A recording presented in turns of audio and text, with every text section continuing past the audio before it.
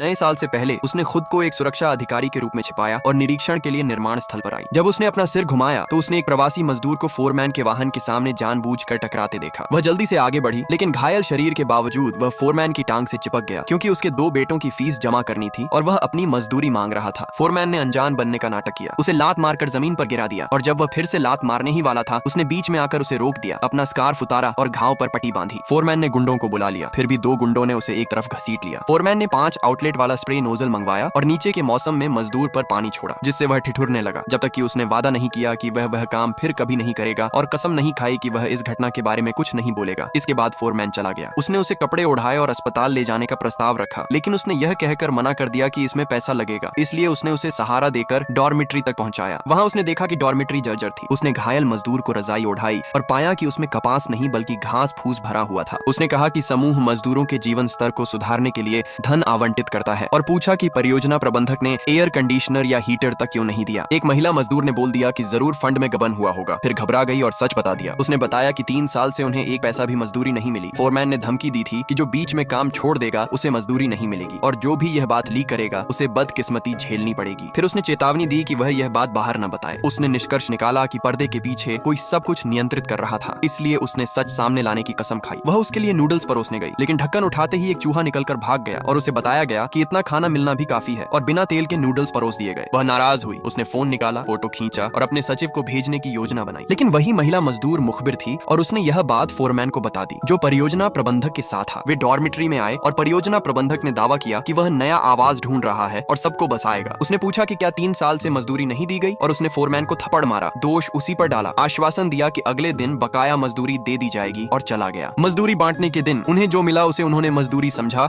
और उसने घायल मजदूर से कहा कि वह पैसे की थैली खोले। अगले ही पल वह सन्न रह गया क्योंकि जो बांटा गया वह पैसा नहीं बल्कि क्रेडिट वाउचर थे और वे एक्सपायर हो चुके थे, जिससे अफरा तफरी मच गई। उसने तुरंत अपने सचिव को संदेश भेजा और जब वह 1 घंटे के भीतर 50 मिलियन लेकर पहुंचा तो उसका इरादा मजदूरी खुद बांटने और मुआवजा देने का था। एक्सपायर क्रेडिट वाउचर देकर उस महिला मजदूर ने फोरमैन से असली पैसे देने की गुहार लगाई क्योंकि उसके 5 साल के बच्चे को इलाज के लिए पैसे चाहिए थे, लेकिन फोरमैन ने उसे धक्का देकर गिरा दिया। उसने उसे उठाया और घायल मजदूर भी बहस करने आगे आया, लेकिन उसे भी धक्का देकर गिरा दिया गया। उसने फोरमैन की निंदा की, लेकिन उसने उसके चेहरे पर थप्पड़ मार दिया। उसने उसे और 2 मजदूरों को गड्ढे में फेंक दिया और कंक्रीट डालकर उन्हें नींव में ही दफन करने की योजना बनाई। फिर आदेश दिया और कंक्रीट डालना शुरू कर दिया। जैसे जैसे वह ऊपर चढ़ता गया, महिला मजदूर को अपराध बोध हुआ और उसने उसे बचाने की कोशिश की और जब वह उनकी कमर तक पहुंच गया तो उसने अपनी असली पहचान बता दी। उसने विश्वास नहीं किया और ट्रक को और ताकत लगाने का आदेश दिया, ये जाने बिना कि सचिव साइट पर पहुंच चुका था। फोन देखकर खतरे को समझ गया था और उसे ढूंढने लगा था। ठीक उस निर्णायक क्षण पर जब तीनों कंक्रीट में डूबने वाले थे उसने उन्हें ढूंढ लिया।